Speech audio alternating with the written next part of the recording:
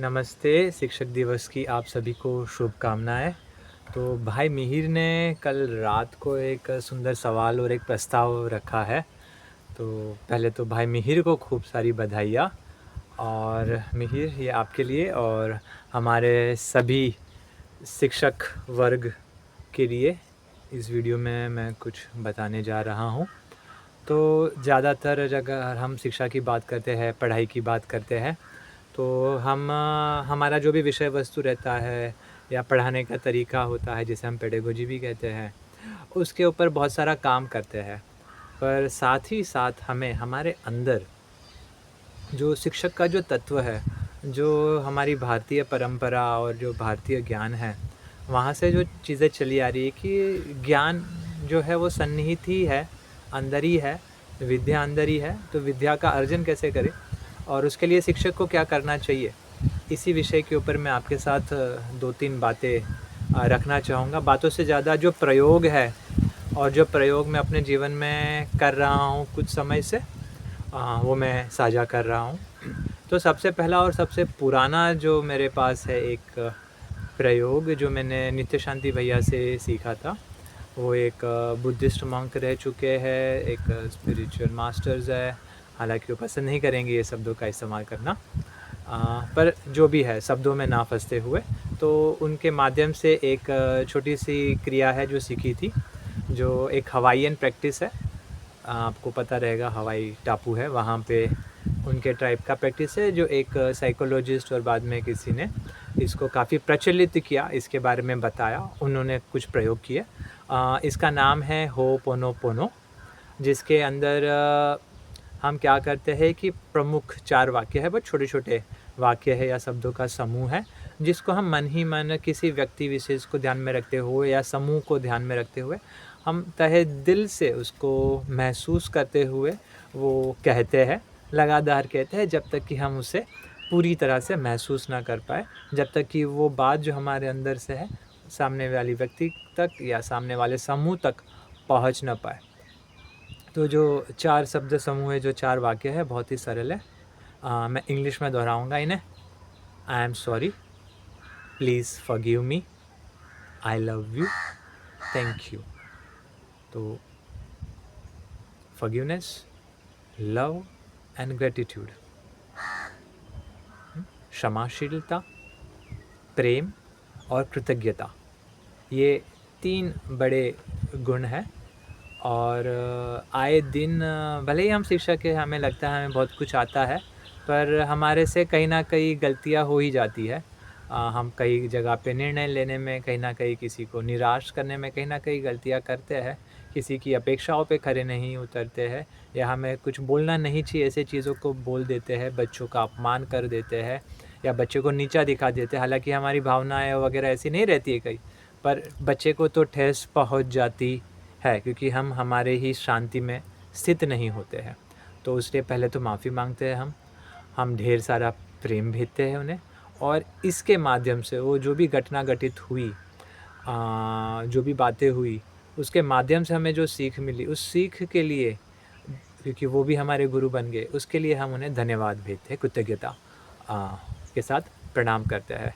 तो वो जो 4 वाक्य है मैं फिर से दोहराता हूँ। कोशिश करता हूँ हिंदी में दोहराने का, मुझे माफ़ करें, कृपा करके हमें क्षमा करें। आपको ढेर सारा प्यार और आपको धन्यवाद। साधुवाद।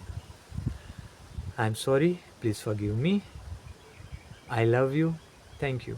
तो बस ये 4 वाक्य दिन में किसी भी एक समय पे मंत्र की तरह नहीं पर पूरी तरह महसूस करते हुए आप उसको 10 बार, 100 बार जैसे भी आपको ठीक लगे कर सकते हैं। इससे आपका हृदय हल्का होते जाएगा, मन हल्का होते जाएगा, शुद्ध होते जाएगा और हर दिन एक नन्हे बच्चे की तरह हम एक नई शुरुआत कर पाएँगे। कोई भी ऐसी बातें हमारे दिल में रख के हम आगे मतलब दिल में रखे बिना आगे बढ़ पाएँगे।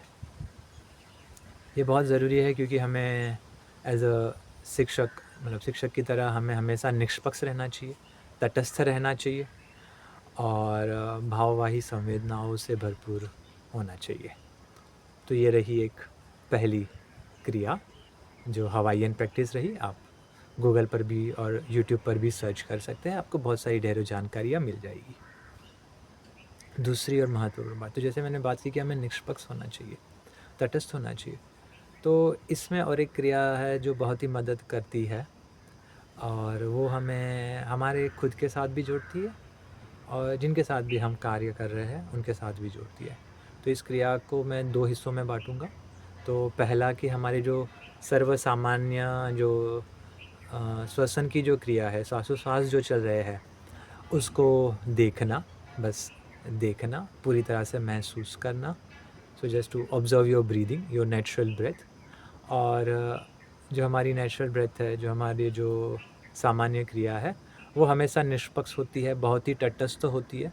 तो वो हमें तटस्थ रूप में लाने की मदद करता है बहुत ही। और उसके साथ-साथ ही हम हमारी साँसों के साथ हमारी हृदय की गहराई में जा सकते हैं। और हृदय की गहराई में कहीं पे एक गुफ़ा में जो ज्योत प्रज्वलित है, उसके साथ हम अपना संपर्क साध सकते हैं, बना सकते हैं। वहाँ पर अखूट प्रेम भरा हुआ है, अखूट कृतज्ञता भरी हुई है, जहाँ पर कोई बंधन नहीं है, कोई बाध्य सीमाएँ नहीं है। तो वो अबाध्य, असीम कृतज्ञता, असीम प्रेम के साथ जब हम जुड़ जाएँगे, तो जो पहली प्रक्रिया रहेगी, उसमें भी बहुत ही अच्छा लाभ मिलता है, हृदय और शांत हो जाता है और जो भी कार्य है, हम बहुत ही निष्पक्षता, तटस्थता और शांति के साथ, क्योंकि अगर हम शांत रहता है जब हमारा मन, हमारा हृदय जब शांत होता है, तो हम सही निर्णय ले पाते हैं। और आए दिन शिक्षक को तो बहुत सारे निर्णय लेने होते हैं, छोटे से छोटे निर्णय कि बच्चे को टॉयलेट ब्रेक के लिए भेजें कि ना भेजें से लेके कैसे पढ़ाना है, क्या बोलना है, कितना बताना है, कितना नहीं बताना है, कहाँ पर प्रोत्साहन करना है, बहुत सारी जगहों पे हमें निर्णय लेने होते हैं।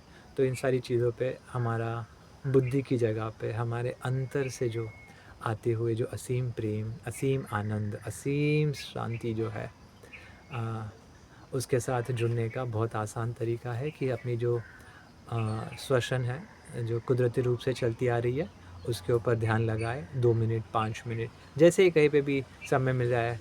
क्लास के दौरान भी, क्योंकि किसी को पता नहीं चलता है इस समय पे कि आप कर क्या रहे हो, और ये एक ऐसी क्रिया है कि आप लगातार कर सकते हैं और प्रयास तो 24 घंटे का भी होना चाहिए, पर क्लास के बीच से लेके शुरुआत कर सकते हैं, ब्रेक से शुरुआत कर सकते हैं और धीरे-धीरे हम क्लास के दौरान भी, जभी भी हम कक्षा के अंदर हैं, तभी भी हम हमारा ध्यान और हमारा अंदरूनी संपर्क बनाए रखने की क्रियाएँ जारी रख सकते हैं।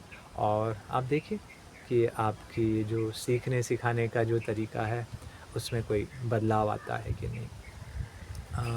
फ़िलहाल 2 से हम सीमित रखते हैं, कोशिश रहेगी ऐसी कुछ और क्रियाकलाप आपके साथ भी हम साझा और कर पाएँ। आप सभी को फिर से हार्दिक शुभकामनाएँ हैं शिक्षक दिवस की। नमस्ते, इति शुभम।